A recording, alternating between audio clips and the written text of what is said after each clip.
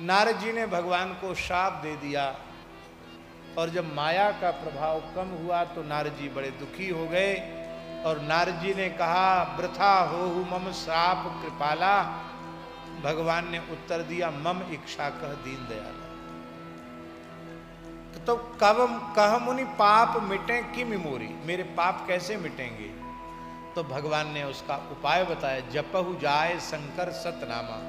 श्री शिव सतनाम स्तोत्र का पाठ करो और शिव तीर्थों में विचरण करो, सब जगह जाकर तपस्या करो, उपासना करो, शिव जी का अभिषेक करो। संपूर्ण ब्रह्मांड में जहां जहां शिव तीर्थ हैं सर्वत्र देवर्षि नारद जी पाताल से लेके ब्रह्मलोक तक सब जगह गए, सारी धरती के तीर्थों में स्नान किया। और महाराज जी वर्णन करते हैं कि श्री नारद जी विचचार महिम शिव तीर्थान्यभीक्षण सा, अभीक्षण सा शब्द है, इसका मतलब बारंबार गए, जाने कितनी शिव यात्राएं की उन्होंने, कोई गणना नहीं है। और जब काशी में नारद जी पधारे तो काशी तो काशी है, तीन लोक से न्यारी है काशी। त्रिशूल के ऊपर विराजमान है भगवान भूतभावन विश्वनाथ की नगरी काशी। काशीं प्राप्याथ समुनि सर्वो परिविराजितां शिव प्रियां शंभु सुख प्रदां शंभु स्वरूपिणी। कितनी बढ़िया बात लिखी है काशी के लिए। सर्वोपरि विराजमान। काशी में जब श्री देवर्षि नारद जी पहुंचे तो उन्हें बहुत आह्लाद हुआ, बहुत प्रसन्नता हुई। काशी का एक विशेषण है शिव प्रियाम, शिवजी को काशी बहुत प्रिय है। स्कंद पुराण का जो काशी महात्म्य है उसमें लिखा है कि एक बार एक राजा ने, दिवोदास ने शंकर जी की काशी शंकर जी से मांग ली थी, तो शंकर जी को अपने पूरे परिकर के सहित काशी छोड़ के जाना पड़ा। तो उस समय शंकर जी काशी के लिए रोते हैं, वियोग है शंकर जी को काशी का। एक एक करके भेजते हैं, भैया काशी में कैसी भी करके हम फिर से काशी में बसाओ हमको। बड़ा विलक्षण, बड़ा मधुर प्रसंग है स्कंद पुराण काशी महात्म्य का। कितने विनायक हैं काशी में? अरे अष्ट तो हैं, 64 विनायक हैं वहां, 64 विनायक हैं, 64 गणेश जी गए हैं वहां। और जो वहां जाता वहीं रम के रहे, चंडी गई वहीं रह गई, दुर्गा गई वहीं रह गई। शंकर जी जिसको भेजते हैं सब वहीं रम जाते हैं। अंत में भगवान शिव पधारे हैं। शिव प्रियाम, काशी भगवान शिव जी को अत्यंत प्रिय है। दूसरा विशेषण है काशी का शंभु सुख प्रदाम, शिव जी को सुख देने वाली है काशी। शंकर जी सबको सुख देते हैं, सबको, शिव माने कल्याण, आनंद, सुख, पर शंकर जी को आनंद देती है काशी, शंकर जी को सुख देने वाली काशी है। और तीसरा विशेषण तो ऐसा है महाराज जी, शंभु स्वरूपणीम, काशी साक्षात भगवान शिव का स्वरूप है। पुराणों में तो ये बात लिखी है। एक घटना हम आपको सुना रहे हैं। आपने इस भारतवर्ष के महान तत्वज्ञानी संत, भगवत प्राप्त भगवत स्वरूप संत का नाम अवश्य सुना होगा, परमहंस स्वामी श्री रामकृष्ण देव जी महाराज, रामकृष्ण परमहंस जी महाराज, जिनके शिष्य विवेकानंद जी ने पूरे विश्व में हिंदू सनातन संस्कृति का ध्वज फहराया था। वो ठाकुर रामकृष्ण परमहंस देव जी महाराज जी जब काशी आए तो नौका से गंगा जी पार कर रहे थे। उस जमाने की बात है, उतने यातायात के साधन नहीं थे। तो उन्होंने काशी में क्या देखा, ठाकुर रामकृष्ण परमहंस देव जी ने, उन्होंने देखा कि एक ज्योतिर्मय पिंड है, न वहां कोई मकान है, न मठ है, न मंदिर है, न स्त्री है, न पुरुष है, कुछ नहीं है।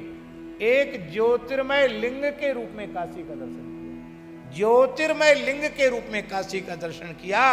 5 कोश का ज्योतिर्मय लिंग है काशी। शिव स्वरूपिणी, काशी साक्षात भगवान शिव का स्वरूप है।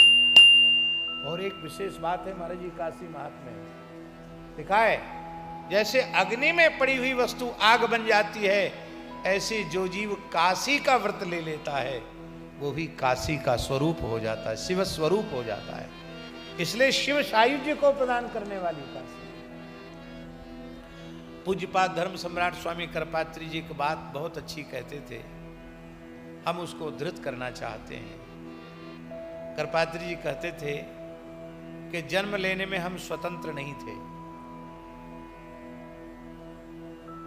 स्वतंत्र होते तो हमारी जहां इच्छा होती वहां पैदा होते।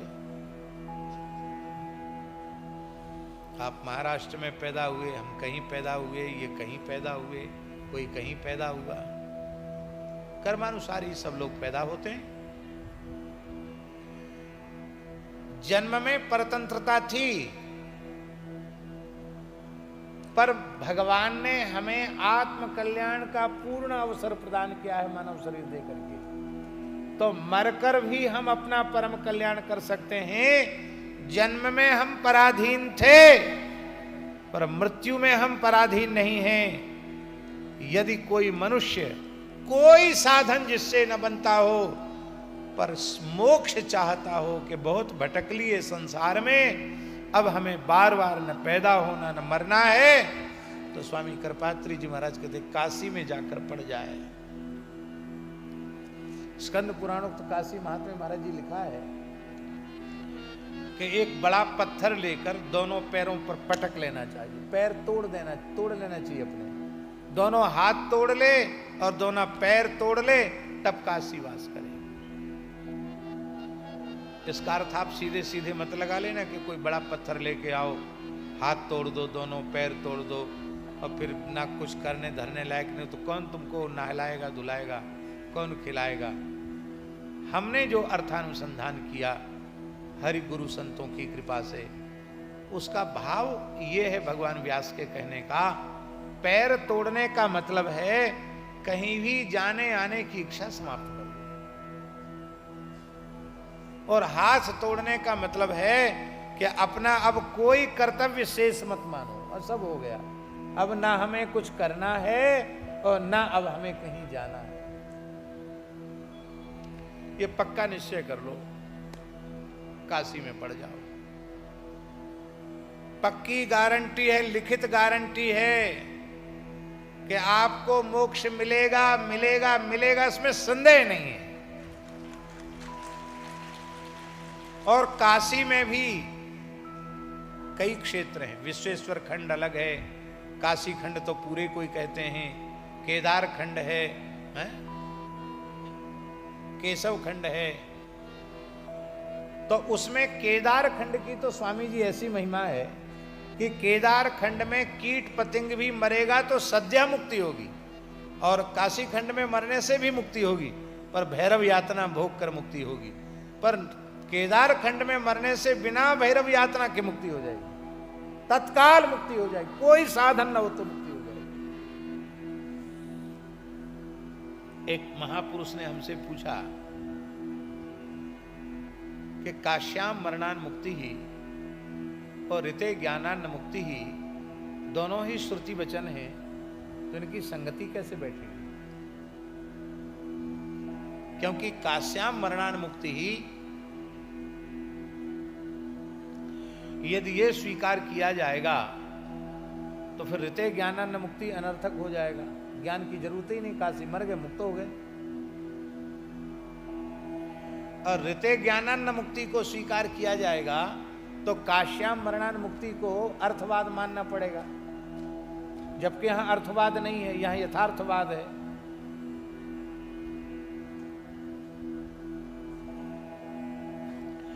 एक काशी के ही अच्छे महापुरुष ने पूछा था हमसे, पूज्यपाद पंचगंगा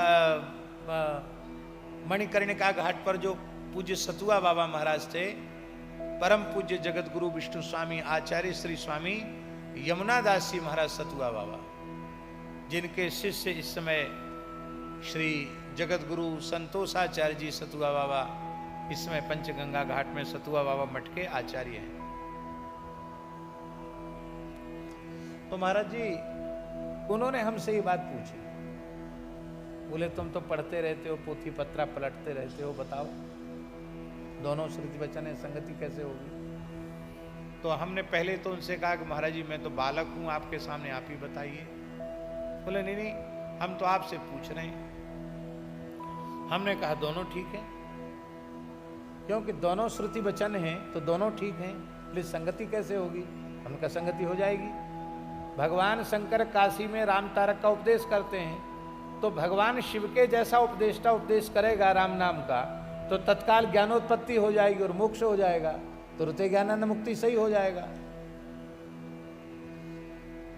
पर काश्यामरणानंद मुक्ति कैसे होगा? वो तो ज्ञान से मुक्ति हो रही है, माने ये सुविधा काशी में ही प्राप्त है, दूसरी जगह प्राप्त नहीं, इसलिए काश्यामरणानंद मुक्ति।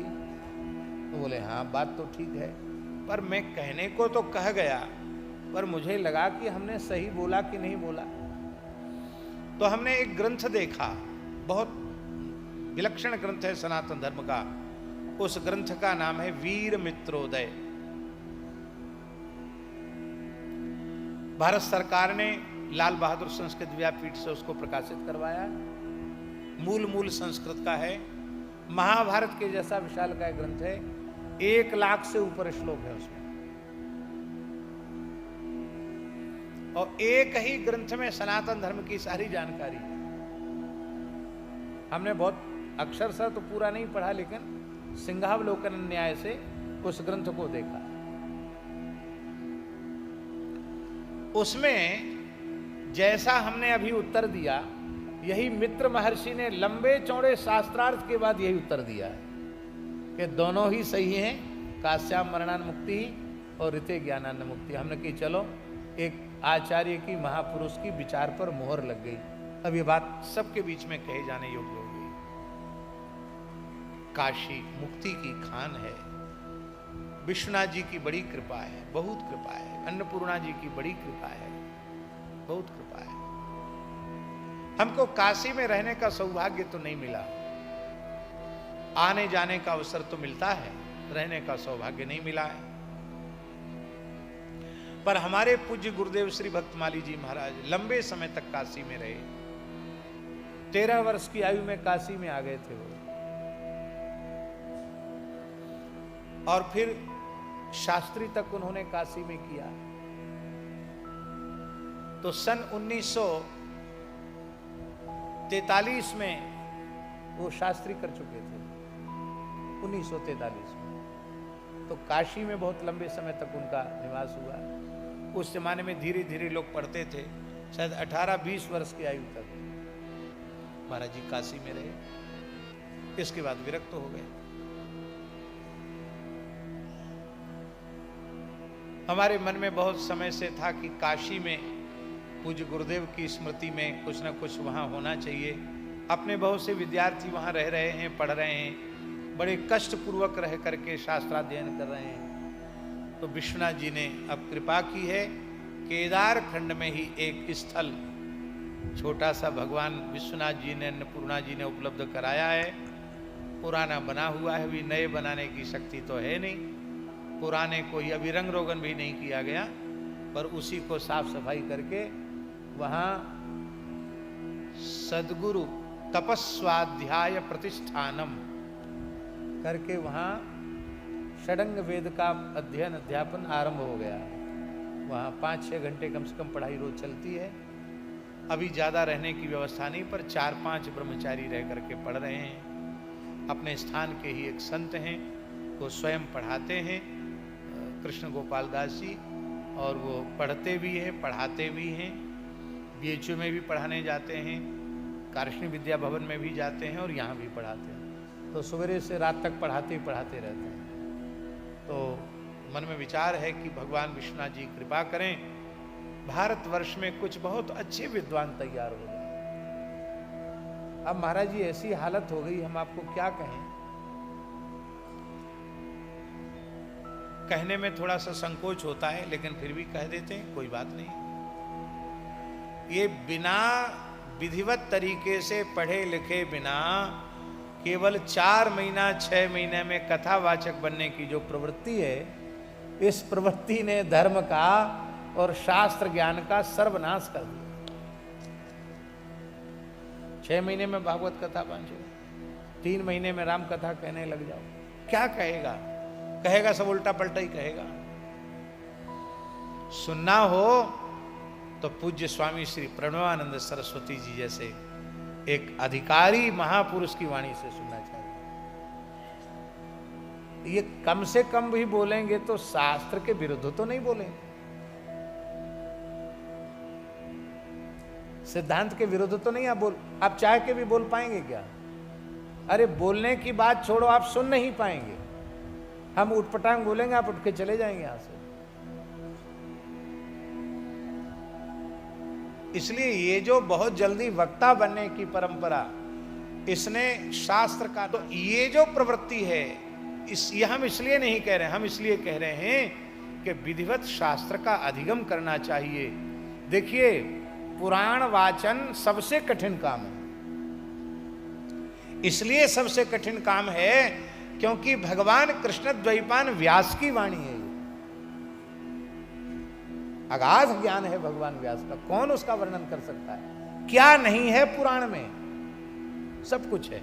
इसलिए षडंग वेदों का विद्वान होगा, वही पुराण के संबंध में गुरु कृपा से, व्यास भगवान की कृपा से कुछ कह सकता है, पूरा कोई नहीं कह सकता।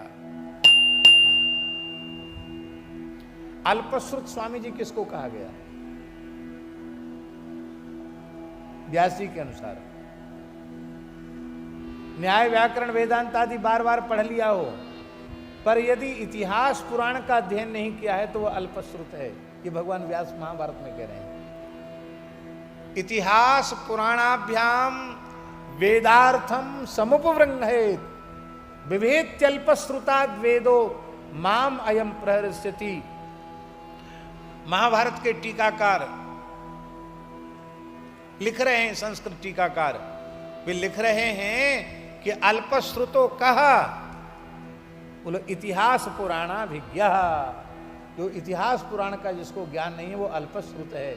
ऐसे अल्पश्रुत व्यक्ति से वेद भगवान डरते हैं, ये मेरा सर्वनाश कर देगा। तो महाराज जी, भगवान शिव की जो पूरी है वो शंभु स्वरूपणी है, साक्षात शिव स्वरूपणी है। श्री रामकृष्ण परमहंस देव जी ने ज्योतिर्लिंग के रूप में पूरी काशी का दर्शन किया, और जब वे नौका से पार, नौका वाला कह रहा है स्वामी जी कि आप उतरिए, उन्होंने कहा कि मैं शिवजी पर पैर कैसे रखूं? समाधि लग गई उनकी। तब कहते हैं कि गंगा जी के घाट पर सिर के बल उतरे, वो पैर नहीं रखा उन्होंने, बोले यहां मस्तक रख के उतरेंगे। ये साक्षात ज्योतिर्लिंग है काशी। दृष्ट्वा काशीम कृतार्थो भूत काशीनाथम ददर्शः। काशी का दर्शन कृतार्थ हो गए, काशी विश्वनाथ जी का दर्शन किया। बोलो काशी विश्वनाथ भगवान की जय। और आनर्च परम प्रीत्या परमानंद संयुता, परमानंद से युक्त होकर के भगवान शिव का विधिवत अर्चन किया। वहां कुछ काल काशी में निवास करके श्री नारद जी ब्रह्मलोक पहुंच गए, और ब्रह्मलोक में जाकर उन्होंने विधिवत श्री ब्रह्मा जी को प्रणाम किया और पप्रच्छ शिवसत तत्वम शिव संयुक्त मानसः। उनके अंतःकरण पर भगवान शिव ही छाए हुए थे। ऐसे देवर्षि नारद जी ने शिव तत्व के संबंध में ब्रह्मा जी से पूछा। यहीं से मूल आरंभ है शिव पुराण। वैसे जो कहा जा चुका वो भी शिव पुराण है, लेकिन यहां से ब्रह्मा जी नारद जी के संवाद के रूप में शिव पुराण का विधिवत आरंभ हो रहा है। नारद जी ने कहा कि भगवान,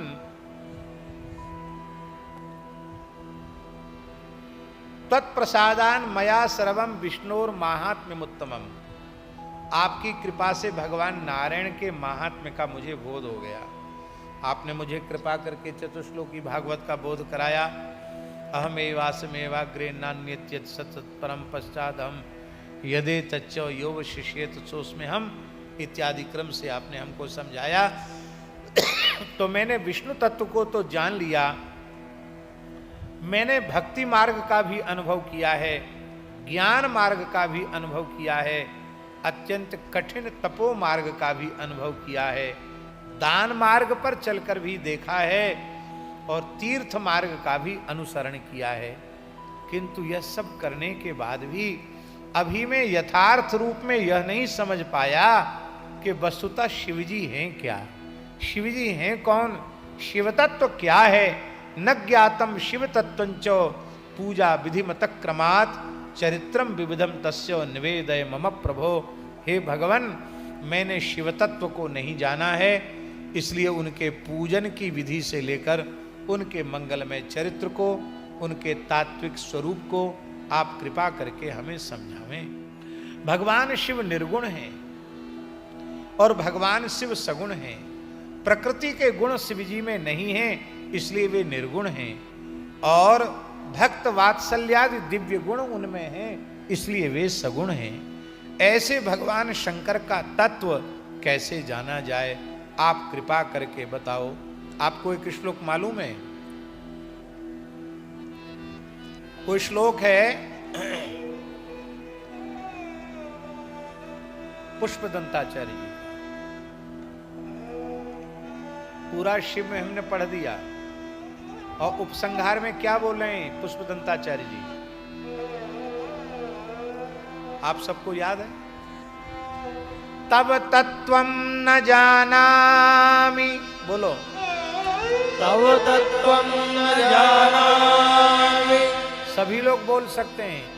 तब तत्वं न जानामि, तव तत्वं न जानामि, कीदृशोऽसि महेश्वर, कीदृशोऽसि महेश्वर, यादृशोऽसि महादेव, यादृशोऽसि महादेव, तादृशाय नमो नमः, तादृशाय नमो नमः। पुष्पदंताचार्य जी कह रहे हैं तब तत्वं न जानामि, हे महेश्वर आप क्या हैं, कौन हैं, आपका स्वरूप क्या है, आपके तत्व को मैं नहीं जानता, पर आप जो भी हों, यादृशोऽसि, आप जैसे भी हों हे महादेव, आप उनको हम प्रणाम करते हैं। हम नहीं जानते पर आप तो सब कुछ जानते हैं, आप सर्वज्ञ हैं, मैं अल्पज्ञ हूं। इस प्रकार से श्री नारद जी ने पूछा कि भगवान अपने भक्तों को कैसा फल देते हैं। वे भगवान शिव आशुतोष हैं, परम दयालु हैं, भक्तों के दुख कष्ट को देख नहीं पाते हैं।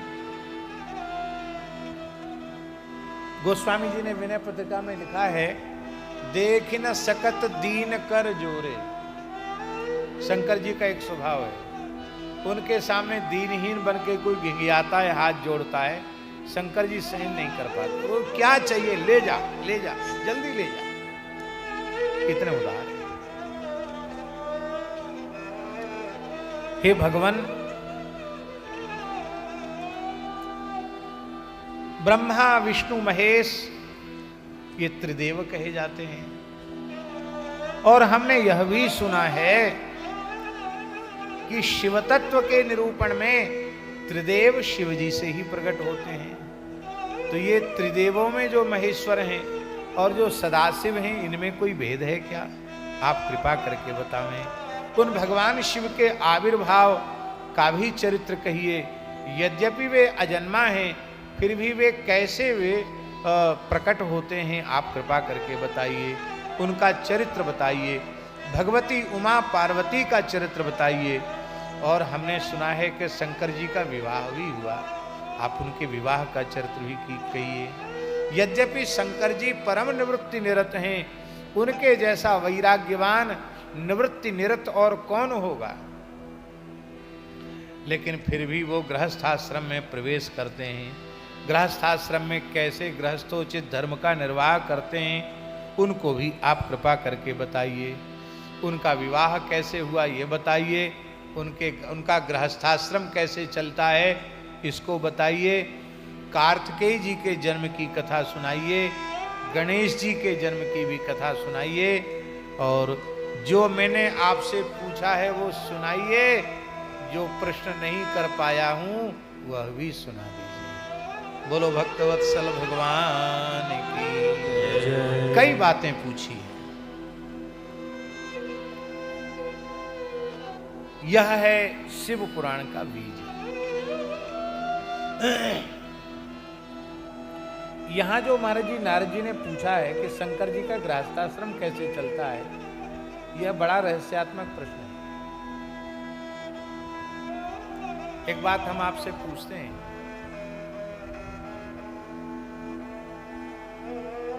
कि घर में अन्नपूर्णा बैठी हो और पतिदेव भिक्षा मांगे तो झगड़ा होगा कि नहीं होगा?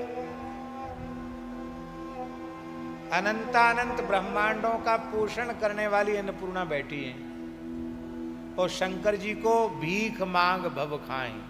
शंकर जी अपना खप्पर लेकर के अलख निरंजन कह के ऋषियों के यहाँ आश्रम में जाकर के प्रसाद मांग लेते हैं। तो झगड़ा होना चाहिए कि मैं अन्नपूर्णा हूँ, किसी को भूखा सोने नहीं देती और आप हमारी नाक कटवाने पर तुले हैं, आप भिक्षा मांग रहे हैं, ये अच्छी बात नहीं है।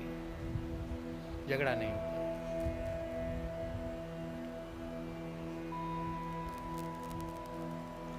गरीब से गरीब आदमी विवाह करके एक आध झोपड़ी बना लेता है, फिर कच्चा घर बना लेता, धीरे धीरे पक्का घर बना लेता है।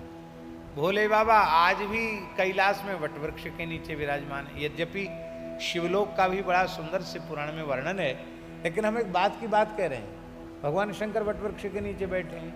पार्वती जी कभी झगड़ा नहीं करती कि तुमने कुटिया क्यों नहीं बनाई, मकान क्यों नहीं बनाया।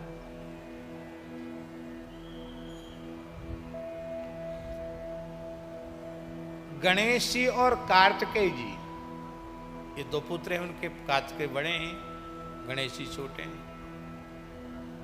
इसी शिव पुराण में कथा है स्वामी जी। गणेश जी का विवाह हो गया और विश्वकर्मा की पुत्री रिद्धि सिद्धि से उनको दो पुत्र भी हो गए। शुभ लाभ, क्षेम लाभ, ये पुत्र भी हो गए उनके। और कार्तिकेय जी पृथ्वी की परिक्रमा करके आए, क्यों जो परिक्रमा करके आएगा वही विवाह उसका पहले होगा। और गणेश जी ने पहली शिव पार्वती की प्रदक्षिणा कर ली। बोले धरती से बड़ी माता पार्वती हैं, आकाश से बड़े भगवान शिव हैं। हमने तो पूरे ब्रह्मांड की प्रदक्षिणा कर ली, आपके तो रोम रोम में ब्रह्मांड हैं। ये बात शास्त्रों में लिखी है, झूठी हो तो आप मत मानो, सत्य हो तो हमारी बात स्वीकार करो। शंकर जी प्रसन्न हो गए, पार्वती जी बोले बिल्कुल ठीक है। गणेश जी का ब्याह पहले हो गया। कार्तिकेय जी लौट रहे थे, बोले कहाँ जा रहे हो? नारद जी से पूछा। बोले जा कहाँ रहे हैं? लड़ुआ खा के आ रहे हैं। अब जा रहे हैं ब्रह्मलोक। कहाँ से लड़ुआ खा के आए? बोले आपके भतीजों का जन्म हुआ है, उनके जन्मोत्सव के लड़ुआ हैं।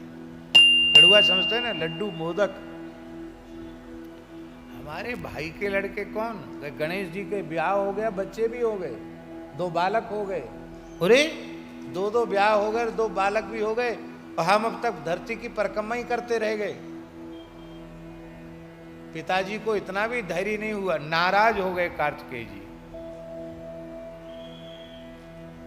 महाराज जी श्री शैलम में चले गए कार्तिकेय जी। क्रौंच पर्वत है, वहां चले गए। पार्वती जी बोली शंकर जी से कि हमको तो वियोग बहुत सता रहा है पुत्र कार्तिकेय का, चलो। तब भगवान शिव वहां मल्लिकार्जुन के रूप में प्रकट हुए। तो पहले मल्लिकार्जुन जहां जगह वहां कार्तिकेय जी नाराज थे तो और आगे चले गए। तब पार्वती जी ने कहा भैया ऐसा मत करो, माता पिता से ज्यादा देर तक रूठ कर नहीं रहना चाहिए। तब श्री कार्तिकेय जी पूर्णिमा और अमावस्या को मल्लिकार्जुन का दर्शन करने आते हैं। शिव पुराण में लिखा है। तो इस प्रकार की स्थिति है। भगवती का वाहन सिंह है तो शंकर जी का वाहन नंदी है। कार्तिकेय जी का वाहन मयूर है तो गणेश जी का वाहन मूषक है। सब विषम है। परिवार में भी विषमता, वाहनों में भी विषमता, स्वरूप और स्वभाव में भी विषमता। इतनी विषमताओं के बाद भी शंकर जी के गृहस्थाश्रम के जैसा सुखी गृहस्थाश्रम किसी का नहीं।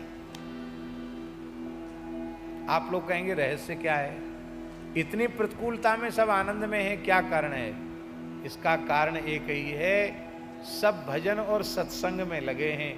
किसी को लड़ाई झगड़ा की फुर्सत कहाँ है? शंकर जी कहते हैं, पार्वती जी सुनती हैं, सब भजन करते हैं, सब सत्संग करते हैं। जो भजन सत्संग से विमुख हैं उनको सब प्रकार की अनुकूलता हो तो भी उनका क्लेश कलह मिटेगा नहीं, और सब प्रकार की प्रतिकूलता हो पर जीवन में नाम का आश्रय है, कथा कीर्तन का, सत्संग का आश्रय है, तो चाहे जितनी प्रतिकूलताएं हों वे आपको प्रभावित नहीं करेंगी। इसलिए भगवान शिव का गृहस्थाश्रम कैसे चला, ये कृपा करके बताइए। श्री ब्रह्मा जी ने महाप्रलय काल में ब्रह्म की सत्ता का प्रतिपादन किया, कैसे परब्रह्म का स्वरूप होता है। निर्गुण निराकार ब्रह्म से ईश्वर मूर्ति भगवान सदाशिव प्रकट होते हैं, और भगवान सदाशिव से उनकी स्वरूपभूत शक्ति भगवती अंबिका प्रकट होती है, और दोनों के द्वारा इन भगवान सदाशिव और भगवती परम आद्या शक्ति अंबिका के द्वारा काशी का प्रादुर्भाव होता है। और काशी से ही और काशी में भगवान शिव अंबिका के सहित जब विराजते हैं तो भगवान शिव के वामांग से विष्णु प्रकट होते हैं और उनके दक्षिणांग से ब्रह्मा जी प्रकट होते हैं। इस प्रकार से भी पुराण में वर्णन किया गया। और महाराज जी यहां लिखा हुआ है कि युगपच्यतया शक्या शाकम काल स्वरूपिणा शिवलोकाविधम क्षेत्रम निर्मितम तेन ब्रह्मणा। परब्रह्म सदाशिव ने भगवती अंबिका के सहित इस धरती पर शिवलोक को काशी के रूप में प्रकट किया है। आप काशी जाएं, ध्यान से सुने, आप काशी जाएं तो आपको समझना चाहिए कि हमको जीते जी कैलाश की प्राप्ति हो गई, शिवलोक की प्राप्ति हो गई। इस धरती का शिवलोक है काशी। तदेव काशिके चेतत् प्रोच्यते क्षेत्रमुत्तमम् परम निर्वाण संख्यानम सर्वोपरि विराजितम। ये निर्वाण की भूमि है, मोक्ष का स्थान है, और काशी सर्वोपरि प्रतिष्ठित है। भगवान शिव भगवती जगदम्बा अन्नपूर्णा के साथ यहाँ विहार करते हैं। उनको आनंद देने के कारण इस काशी को आनंद वन कहते हैं। और मुने प्रलय काले भी न क्षेत्रम कदाचन विमुक्तम ही शिवाभ्याम यद विमुक्तम ततो विदुः। महाप्रलय के काल में भी भगवान शिव और भगवती अन्नपूर्णा काशी का त्याग नहीं करती हैं।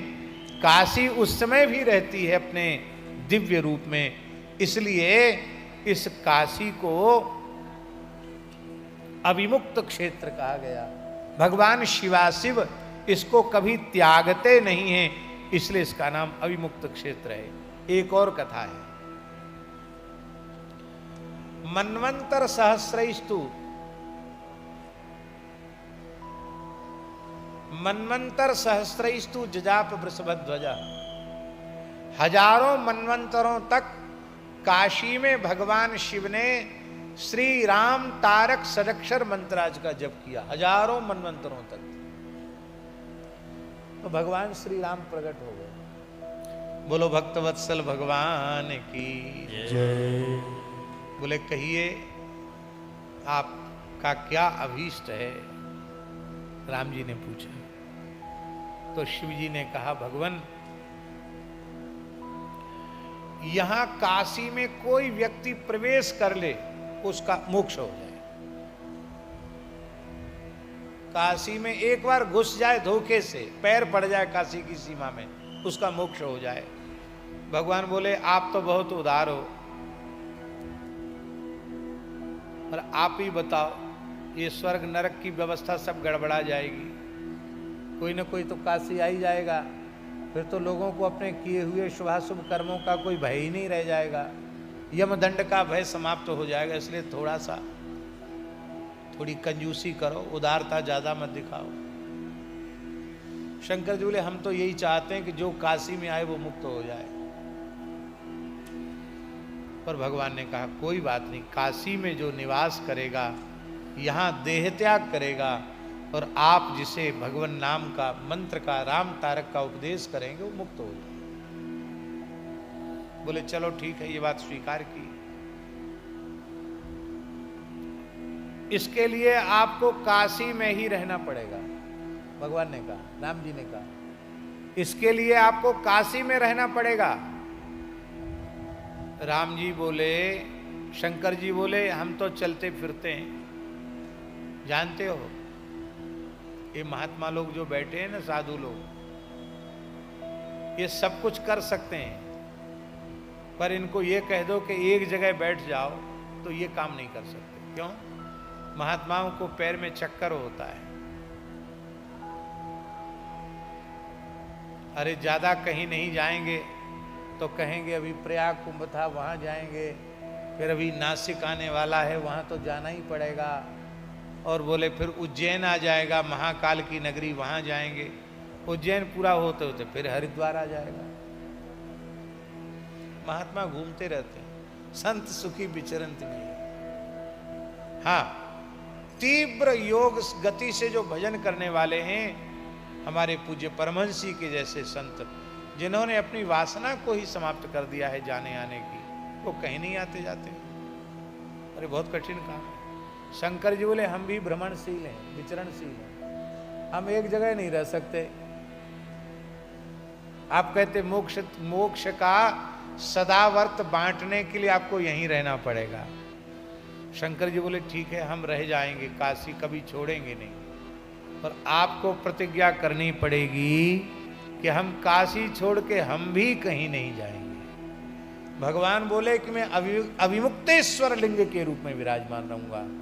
तो आप काशी गए हैं, काशी में विश्वनाथ जी के निकट में, अब तो बदल गया है कॉरिडोर बनने से, पहले विश्वनाथ जी के बगल में थे, इधर इस किनारे में थे अविमुक्तेश्वर। अविमुक्तेश्वर को आज भी कहते हैं विश्वनाथ जी के गुरु। तो हमको बड़ी मन में आई, विश्वनाथ जी के गुरु कौन? तुम त्रिभुवन गुरु वेद बखाना। जब पुराणों में हमने इस प्रसंग को पढ़ा कि भगवान श्री राम ही अविमुक्तेश्वर लिंग के रूप में विराजमान है, तभी विश्वनाथ जी के इष्ट हैं, विश्वनाथ जी के गुरु हैं। और लिखा है महाराज जी काशी महात्म्य, विश्वनाथ जी का दर्शन करे और अविमुक्तेश्वर को प्रणाम न करे, उन्हें जल न चढ़ावे, तो विश्वनाथ जी का दर्शन पूर्ण नहीं होता है। तो भगवान श्री राम भी भगवान श्री हरि कण कण में काशी के विराजमान हैं। ये हरिहरात्मिका पूरी है और हरिहर में भेद नहीं है, शिवा रामा नाही भेद, इन दोनों में भेद नहीं है। इसलिए इस क्षेत्र को अविमुक्त क्षेत्र कहा जाता है। इसको आनंद वन इसलिए कहा जाता है कि भगवान स्वयं आनंद का अनुभव यहां करते हैं। तो इस प्रकार से सृष्टि के क्रम का वर्णन किया। भगवान विष्णु की नाभि से कमल का प्रादुर्भाव, कमल से ब्रह्मा जी का प्रादुर्भाव, और कमल नाल के उद्गम का पता लगाने में ब्रह्मा जी असमर्थ हो गए, तब तप करने लग गए। भगवान श्री हरि ने उन्हें दर्शन दिया, और जब दर्शन दिया तो ये भगवान शिव की ही माया थी कि ब्रह्मा जी को भाव नहीं जगा। बोले कि हम तुम्हारे पुत्र नहीं, तुम हमारे पिता नहीं, हम तो सबसे बड़े हैं। बड़प्पन का विवाद हुआ, और उसी समय भगवान शिव ज्योतिस्तंभ के रूप में, ज्योतिर्लिंग के रूप में प्रकट हुए। ये कथा पहले भी आ चुकी है, इसलिए द्वारा इसको नहीं कहेंगे। उसके और छोर का पता न ब्रह्मा जी पा सके, न श्री विष्णु भगवान पा सके, और अंत में भगवान ब्रह्मा जी ने थोड़ा कपट किया, केतकी को गवाही बना करके झूठ बोला कि हमने शिवजी के इस ज्योतिर्लिंग के आदि को देख लिया। भगवान विष्णु झूठ नहीं बोले, शंकर जी ने उन्हें अपूज्य होने का शाप दे दिया। इसी को गोस्वामी तुलसीदास जी ने कहा, शिव पूजा मैटी चतुरानन, जगत पूज्य नहीं तेहि के कारण। इसलिए शिव पूजा, इसका अर्थ क्या है महाराज जी? हमको ये समझ में आता है, इसका अर्थ ये होता है कि जो किसी दूसरे की पूजा प्रतिष्ठा को कम करके अपनी प्रतिष्ठा चाहता है, उसको कभी प्रतिष्ठा प्राप्त नहीं। इसलिए सदा दूसरों को प्रतिष्ठा दो, स्वयं लेने की इच्छा मत करो। आप लोग विष्णु सहस्त्रनाम पढ़ते हैं कि नहीं? विष्णु सहस्त्रनाम में लिखा है अमानी मानदो मान्यः लोक स्वामी त्रिलोक धृत। तो हमने इस संबंध में महाराज जी विचार किया है कि भगवान अमानी है, मानद है, मान्य है। इसका अर्थ है जो अमानी होगा वही दूसरों को मान दे सकेगा। आपको खुद ही सम्मान की भूख है, तब दूसरे को सम्मान कैसे देंगे? आपका अपना ही पेट नहीं भरेगा कभी सम्मान से। चाहे जितना सम्मान कर दो, आपका पेट ही नहीं भरना है, आप दूसरे को सम्मान देंगे नहीं। जो अमानी होता है वही मानद होता है, दूसरों को मान देता है। और जो अमानी होता है, मानद होता है, महाराज जी वही मान्य होता है। भगवान अमानी है, मानद है, इसलिए मान्य है। इसलिए यदि आप भी मान्य होना चाहते हो तो अमानी मानद हो जाओ, मान्य अपने आप हो जाओ। तो ब्रह्मा जी अमान्य हो गए क्योंकि उन्होंने भगवान शिव की मान्यता को ठुकराया। और भगवान शिव ने कृपा करके अपने शब्दमय विग्रह का दर्शन कराया। आकार से लेकर के संपूर्ण स्वर व्यंजन भगवान शिव के देह में विराजमान हैं। इसलिए भगवान शिव को नादमय शब्दमय भी कहा गया। ये शब्दमय परब्रह्म है। बड़ा विस्तृत विवचन है कि कौन सा अक्षर भगवान शिव के किस अंग में प्रतिष्ठित है। भगवान उमा जी के सहित प्रकट हुए, अपने स्वरूप का विवेचन किया और ब्रह्मादि तीनों देवताओं की एकता का प्रतिपादन किया। भगवान ने स्वयं कहा, ब्रह्मा के रूप में मैं सृष्टि करता हूँ और विष्णु के रूप में मैं पालन करता हूँ और रुद्र के रूप में मैं ही संहार करता हूँ। इसलिए भगवान सदाशिव कह रहे हैं महाराज जी कि ब्रह्मा जी का तिरस्कार मेरा तिरस्कार है, विष्णु का तिरस्कार मेरा तिरस्कार है, रुद्र का तिरस्कार मेरा तिरस्कार है और इन तीनों का समादर मेरा ही समादर है। ये भगवान ने एकता का प्रतिपादन किया।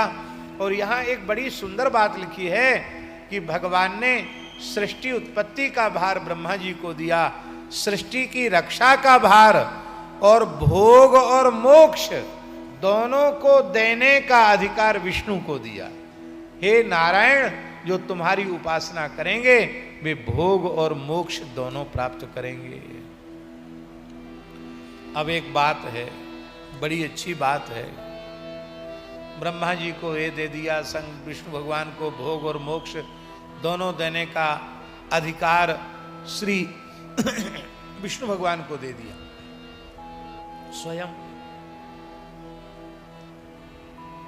स्वयं क्या लिया शंकर जी ने? यही है शंकर जी का त्याग, सबको सब कुछ दे दिया। वर्तमान समय में महाराज जी प्रधानमंत्री होते हैं अथवा मुख्यमंत्री होते हैं तो वो देखते हैं कि कौन कौन सा विभाग बहुत महत्वपूर्ण है, वो विभाग किसी को नहीं देते, अपने पास रखते हैं, निजी विभाग। पर भगवान शिव देखो तो सही, उनका त्याग कैसा है। उन्होंने सबको सब कुछ दे दिया, स्वयं कुछ नहीं रखा, इसलिए सब कुछ उन्हीं के पास है। ध्यान में आई बात, जो सबको सब कुछ दे देता है उसी के पास सब कुछ होता है। हमें याद नहीं है, शायद किसी को याद हो तो पता नहीं, एक भजन गाते हैं लोग, धन धन भोलानाथ तुम्हारे, धन धन भोलानाथ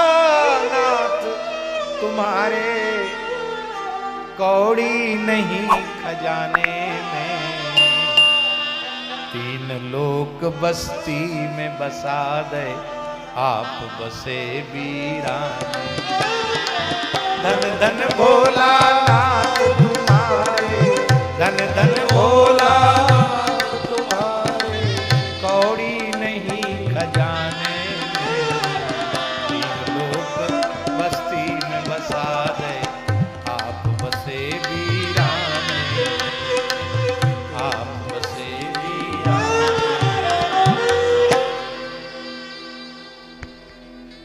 जहां हम निवास कर रहे हैं ना, दत्त भगवान जहां विराजमान हैं और जहां सिद्ध संत की 400 वर्ष प्राचीन समाधि है, जागृत समाधि है, जिससे आज भी पंचाक्षर का श्रवण होता अधिकारी लोगों को। महाराज जी 400 वर्ष पूर्व एक महापुरुष आए थे यहाँ, और ये श्मशान था, बहुत भारी श्मशान था। इस श्मशान में आकर वो विराज गए, यही उन्होंने समाधि ली। जब ये स्वामी जी यहाँ नहीं आए थे, उसके पहले यहाँ लोग दिन में आने से घबराते थे। श्मशान था, लोग डरते थे, पर स्वामी जी ने तो श्मशान में ही अपना चिमटा गाड़ दिया। क्यों ना हो, भोले बाबा तो श्मशान में ही रहते हैं ना। और आज जो श्मशान है उसमें कितना मंगल हो रहा है। महाश्मशान काशी की महिमा देख लो, आज वहां काशी प्रकट हो गई है।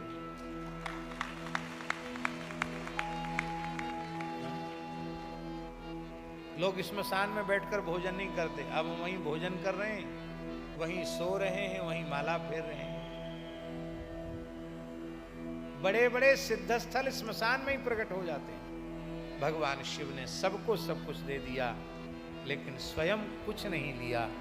और इस प्रकार का जो सर्वस्व दान करने वाला होता है, उसी के पास वस्तुतः सब कुछ होता है। यहां एक बड़ी विशेष बात महाराज जी लिखी है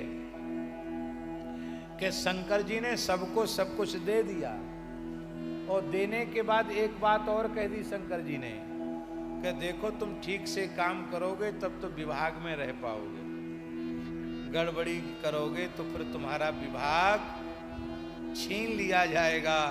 बोलो भक्तवत्सल भगवान की। इसलिए शंकर जी ने सबको अपने अपने काम में ठीक से लगा रखा है। ऋषियों ने शिव पूजन की विधि पूछी है। यहाँ नारद जी ब्रह्मा जी से शिव पूजन की विधि पूछ रहे हैं, और ब्रह्मा जी कहते हैं, हे नारद, मैं शिव पूजन की विधि क्या कहूँ, 100 वर्ष तक वर्णन करता रहूं तो भी शिव पूजन की विधि का मैं वर्णन नहीं कर सकता। प्रातः काल में उठकर कैसे कैसे पवित्र होकर स्नान करके, संध्या करके, त्रिपुंड धारण करके, भस्म रुद्राक्ष धारण करके कैसे शिव जी की पूजा आरंभ करनी चाहिए, इसका विस्तृत वर्णन किया गया है। अलग अलग मंत्रों का भी प्रयोग किया गया है कि किस उपचार में किस मंत्र का प्रयोग करना चाहिए। और के ज्ञान से सुने, वो केवल शिव नाम लेकर भगवान की सब पूजा कर सकते हैं। उनको कोई पढ़ने लिखने की जरूरत नहीं। शिव शिव शिव शिव शिव शिव बोलते जाओ और सब काम कर लो। भगवान शिव की श्रेष्ठता और उनके पूजन की अनिवार्यता का वर्णन किया। भव भक्ति परा ये च, भव प्रणत चेतसः, भव संस्मरणा ये च, नते दुखस्य भाजना। बहुत सुंदर श्लोक है, लिखने योग्य श्लोक है। कहते हैं जो भगवान शिव की भक्ति करते हैं, भगवान शिव के चरणों में जिनका चित्त लगा हुआ है, जो भगवान शिव के पवित्र नामों का स्मरण करते हैं, वे कभी दुख भाजन नहीं होते हैं। उनके मन की सभी इच्छाएं पूर्ण होती हैं, उनको पर्याप्त धन मिलता है, पुत्र पौत्रादि की कमी नहीं रहती है, शरीर में आरोग्य, लौकिकी प्रतिष्ठा मिलती है, अथवा वो जो चाहे सो मिल जाएगा। और निष्काम भाव से शिव जी की उपासना करे तो वह आवागमन के चक्र से छूट जाता है, मोक्ष को प्राप्त कर लेता है। इसलिए भगवान शिव की पूजा अवश्य करनी चाहिए। योर्चयेत् शिवलिंगम वै नित्यम भक्ति परायणा, तस्य वै सफला सिद्धिर्न स पापै प्रयुज्यते। जो नित्य प्रति शिवलिंग का पूजन करता है, उसको संपूर्ण मनोरथ उसके पूर्ण हो जाते हैं, पाप उनका स्पर्श नहीं करता है। अब देखिए, सब देवता अलग अलग शिवलिंग की पूजा करते हैं। स्वामी जी, लिंगायत लोग सब शिवलिंग रखते हैं कि नहीं? सब रखते हैं शिवलिंग। अब शिव पुराण को सुन लो। शिव पुराण में लिखा है, कोई ऐसा देवी देवता ऋषि मुनि नहीं है जो शिवलिंग न रखता हो।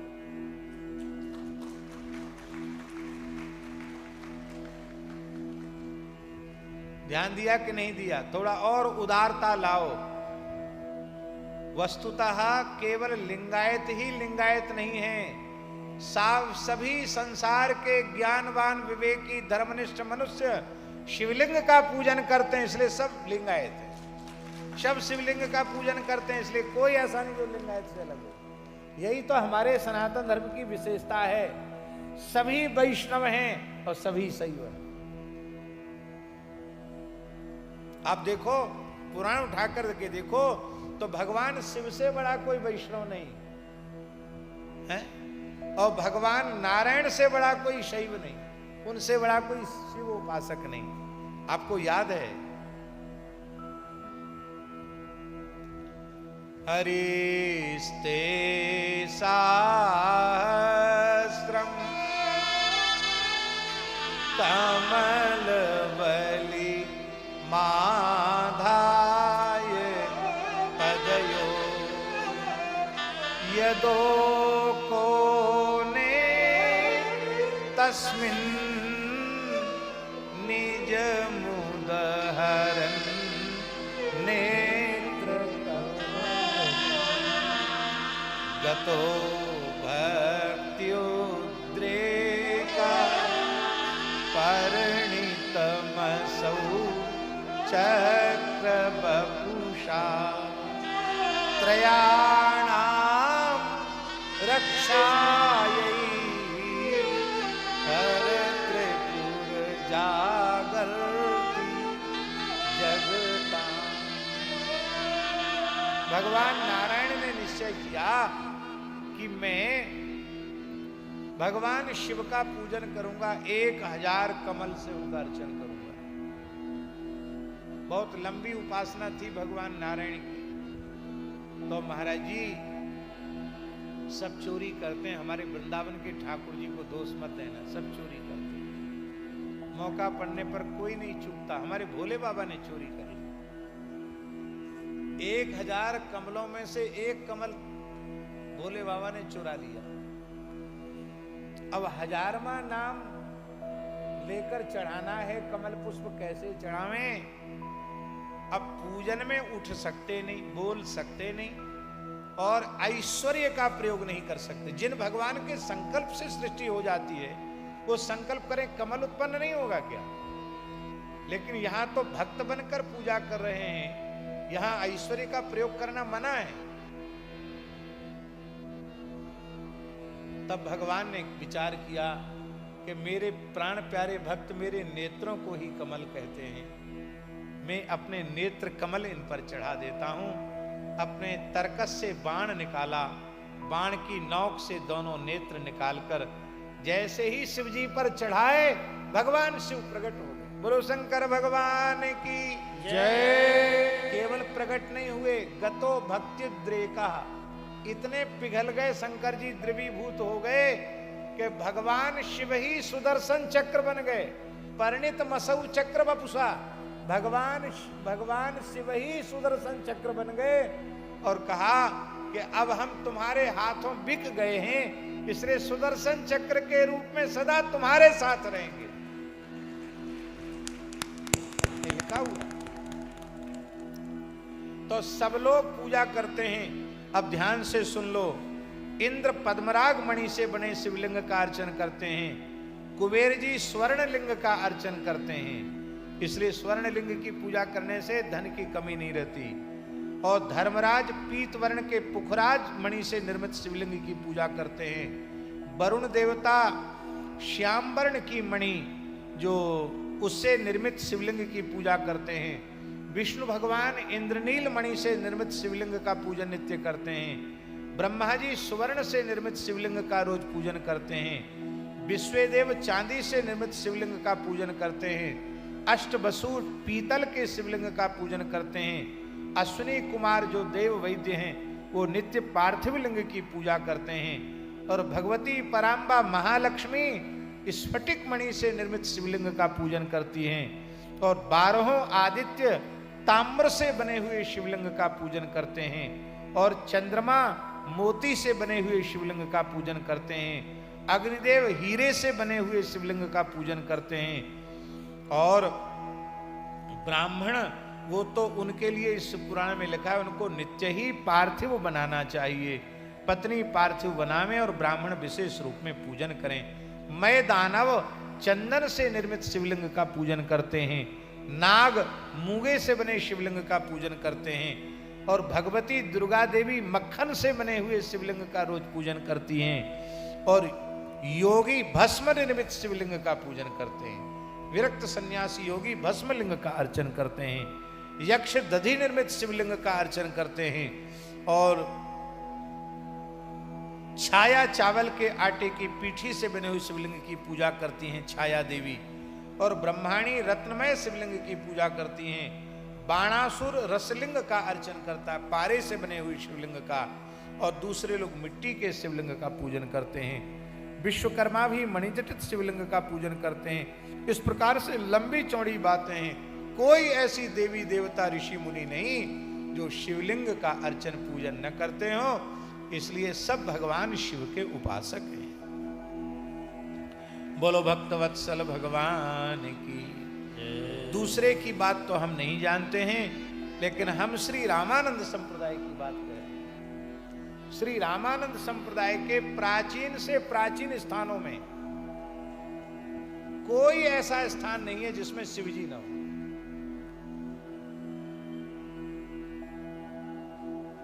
हमारी ध्यान में नहीं, पूरे भारतवर्ष में। अब देखिए महाराज जी, रेवासा धाम जो है वो श्री सीताराम जी की रसोपासना की स्थली है, अग्रदेवाचार्य जी। वहां बावड़ी पर जो शिवजी विराजमान है वो स्वयं श्री अग्रदेवाचार्य जी के द्वारा प्रतिष्ठित है। 550 वर्ष पूर्व स्वयं श्री अग्रदेवाचार्य जी के द्वारा प्रतिष्ठित है। हमारे यहां साधु भगवान का मंदिर पीछे बनाते, शंकर जी पहले पधरा देते। हाँ, क्योंकि सबसे सस्ते देवता हैं। नर्मदा जाओ, परकम्मा लाओ, एक भोले बाबा ले आओ। पहले ऐसे ही रख दो, फिर कोई भगत चेत जाए तो जलहरी बन जाएगी। आज हम गए थे, कितना सुंदर भोले बाबा का दर्शन किया।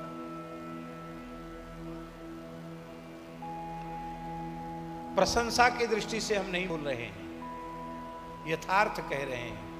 श्री रामानंद संप्रदाय वैष्णवों में इतना उदार संप्रदाय है कि सनातन धर्म के संपूर्ण सांगोपांग स्वरूप को रामानंद संप्रदाय विशेष रूप में स्वीकार करता है और हरिहर में बिल्कुल भेद नहीं मानता।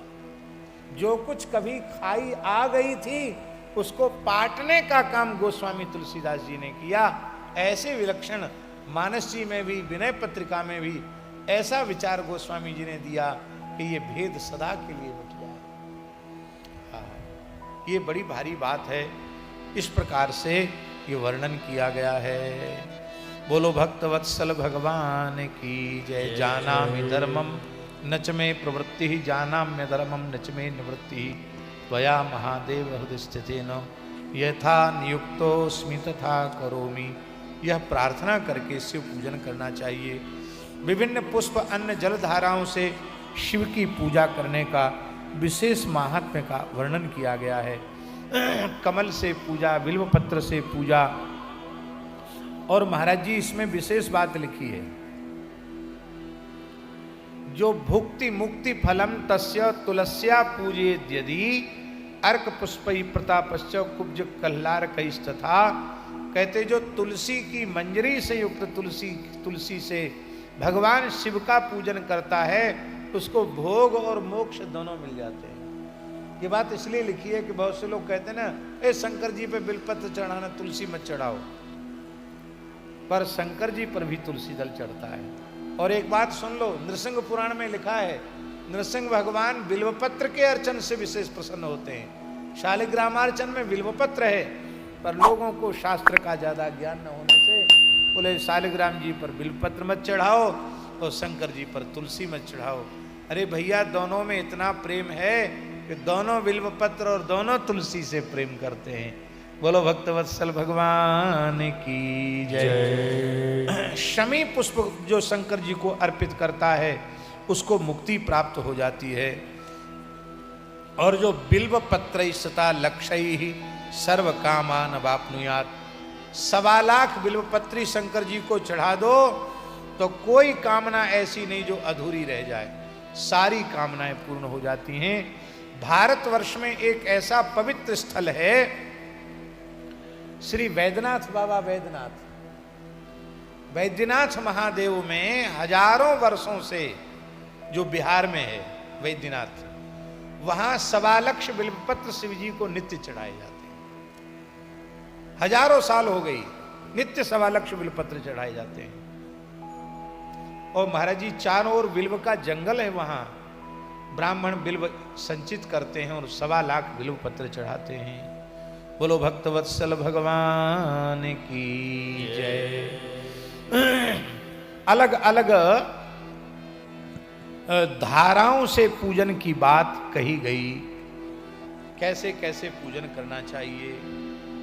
जिसको सन्निपात ज्वर हो जाए, प्रलाप की स्थिति आ जावे, तो जलधारा शतरुद्री से, एकादश रुद्र से, रुद्र मंत्रों के जप से, पुरुष सूक्त से, 6 ऋचा वाले रुद्र सूक्त से, महामृत्युंजय मंत्र से, गायत्री मंत्र से, और कुछ ना हो तो पंचाक्षर मंत्र से शिवजी पर जलधारा करने से और संपूर्ण रोगों का शमन हो जाता है। सुख समृद्धि के लिए जलधारा। और महाराज जी लिखा है घृत धारा सहस्त्रनाम से करने पर वंश विस्तार होता है, इसमें संदेह नहीं। आज हम स्वामी जी को बोल रहे थे घी चढ़ाने का महत्व। वेद लक्षणा भारतीय देसी गाय के घी से 1000 शिव जी के नाम लेकर घृत धारा करे तो उसका वंश बहुत आगे बढ़ जाएगा, वंश चलेगा उसका।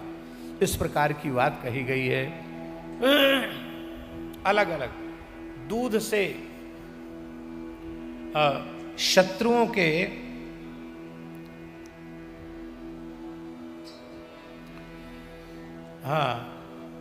बुद्धि किसी की मंद है, जड़ है, याद नहीं होता है, तो उस व्यक्ति को शर्करा मिश्रित देसी गाय के दूध से शंकर जी का अभिषेक करने पर उसकी बुद्धि बहुत तीव्र हो जाती, धारणा शक्ति हो जाती है। लिखा है बृहस्पति समा बुद्धि, बृहस्पति के समान बुद्धि उसको प्राप्त हो जाती है। और उच्चाटन करने की भी विधि लिखी है, वो उच्चाटन आप लोग काय को करेंगे उसकी भी विधि लिखी है कि किसी ने उच्चाटन कर दिया हो तो दूध की धारा चढ़ाने से भी उच्चाटन नष्ट हो जाता है। आप किसी पे मत करना, आपको किसी ने कर दिया हो तो आप उसके लिए अभिषेक से शांत हो सकते हैं। शत्रुओं के नाश के लिए सरसों के तेल की धारा से अभिषेक करना चाहिए। सुगंधित तेल की धारा से भोगों की प्राप्ति होती है। शहद की धारा से रुद्राभिषेक किया जाए तो टीवी दूर हो जाती है, राज यक्षमा टीवी की बीमारी दूर हो जाती है। गन्ने के रस की धारा से अभिषेक करने पर संपूर्ण ऐश्वर्य की, आनंद की प्राप्ति होती है। गंगाजल की धारा से अभिषेक करने पर भोग और मोक्ष की प्राप्ति होती है। फलों की रस निकाल कर उस धारा से अभिषेक करने से भी अभीष्ट की सिद्धि होती है। महामृत्युंजय मंत्र से इनको चढ़ाना चाहिए। वैदिक मंत्र के साथ महामृत्युंजय का भी प्रयोग करना चाहिए। महाराज जी बड़े बड़े विलक्षण प्रयोग हैं, दही, दूध, घी, सुगंधित तैल, इत्र। हमारे पूज्य रमण रेती वाले महाराज जी तो कई बार रुद्राभिषेक इत्र से ही करते हैं। 8-8, 10-10 लाख का इत्र चढ़ जाता भगवान शिव को एक बार। बहुत बहुत बढ़िया वाला इत्र। अब फिर हमको भी प्रसाद रूप में मिल जाता और लोगों को मिल जाता, बोल ले शिव जी का प्रसाद है।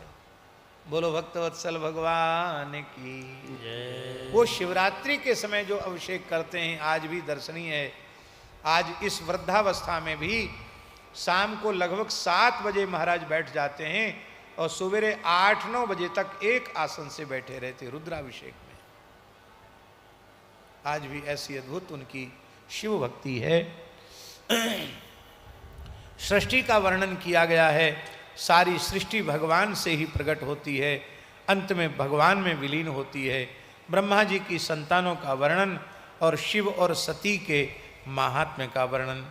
अब यज्ञ दत्त के पुत्र गणनिधि के चरित्र का वर्णन भगवत कृपा से हम कल करेंगे, क्योंकि 6 बज गया है। आज शुरू होने में भी बहुत देर हुई और समाप्ति होने में भी बहुत विलंब हुआ, क्योंकि आज आरंभ ही लगभग 3 बजे हुआ, तो ईमानदारी से कथा कम से कम 3 घंटे तो होना चाहिए। और कुछ हिंदुत्व को, विचारधारा को पुष्ट करने की चर्चा भी जरूरी थी, अब तक किया नहीं था हमने। आज स्वामी जी ने थोड़ी सी प्रेरणा हमको दी, तो हमको लगा कि भोले बाबा ही इनकी वाणी से बोल रहे हैं कि कुछ ये चर्चा भी करो। तो आज भगवत प्रेरणा से हमने कुछ हिंदू वैदिक सनातन धर्म के संबंध की भी चर्चा की। आप उन बातों को ध्यान रखना और उनको एक दूसरे तक प्रचारित भी करना। आजकल तो सब साधन है कि नहीं, तो ये अच्छी बातें ज़्यादा से ज़्यादा लोगों तक पहुंचानी चाहिए। इन्हीं शब्दों के साथ पूज्य स्वामी जी को विराजमान संतों को और प्रणाम करते हुए वाणी को विराम। एक महा